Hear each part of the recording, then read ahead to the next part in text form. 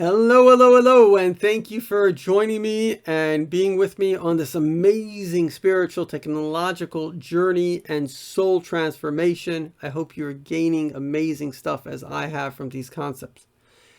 Okay, we are now going to discuss a very important point, and sometimes we actually are in a very positive, a holy roller state, and we're like real believers, and God is good and God is great and it's all great. To a point.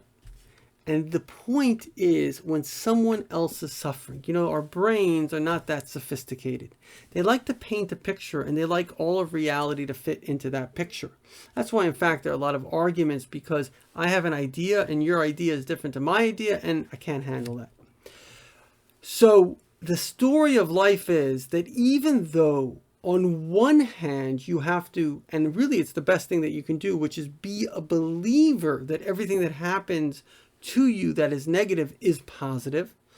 You should not hold the same belief when it comes to someone else, because it's very important to be compassionate. When someone else is hurting, your job is to help them, to comfort them.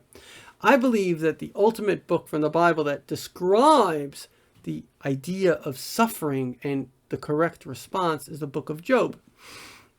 And many of you are religious and you've read that book, and I really recommend you read that book. It's an amazing book.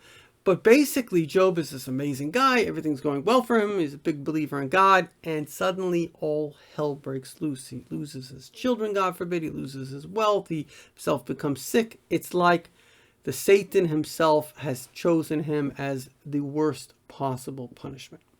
So the bottom line is that our poor fellow Job, he ends up basically angry at God.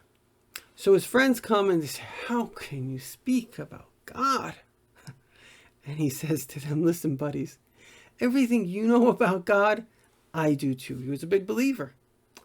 In other words, when somebody is suffering, it's not the time to make them feel guilty for questioning God. People went through a Holocaust. You're blaming someone? The Rebbe was the great master of our generation.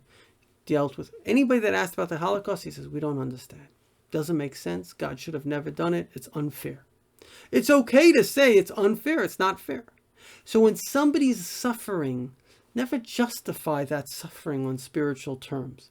And that's the message, that even though to ourselves it's beneficial to basically find the good and the bad, for another person, now it could be you have to judge the situation. Maybe that's what's going to help them.